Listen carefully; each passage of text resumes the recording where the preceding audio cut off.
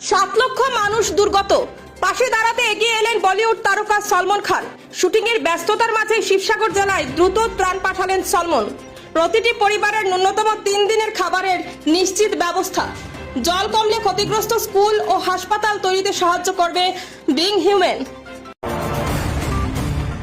ভয়াবহ বন্যায় বিপর্যস্ত আসাম। সাম্প্রতিক প্লাবনে রাজ্যের প্রায় 7 লক্ষ মানুষ ক্ষতিগ্রস্ত হয়েছেন। এই সংকটময় পরিস্থিতিতে দুর্গতদের সাহায্যের জন্য এগিয়ে এসেছেন বলিউড তারকা সলমন খান।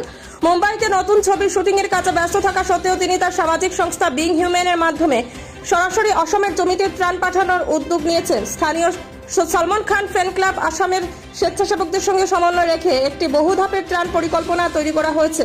অভিযানের প্রথম পর্যায়ে গুয়াহাটি থেকে প্রয়োজনীয় সামগ্রী সংগ্রহ করে সবচেয়ে বেশি ক্ষতিগ্রস্ত শিবসাগর জেলায় পাঠানো হয়। বন্যা কবলিত পরিবারগুলির মাঝে শুকনো ও তৈরি খাদ্য যেমন চিড়ে মুড়ি, গুড়, বিস্কুট, পাউরুটি, চিজ ও জ্যাম বিতরণ করা হয়েছে, যাতে প্রতিটি পরিবার অন্তত 3 দিন খাদ্যের সংকট থেকে মুক্ত থাকে। এক প্রতিবেদনে জানানো হয়েছে, আগামী সপ্তাহ থেকে শুরু হতে চলা দ্বিতীয় ধাপে ক্ষতিগ্রস্ত পরিবারগুলিকে সম্পূর্ণ রেশনের কিট ও জরুরি ওষুধপত্র দেওয়া হবে।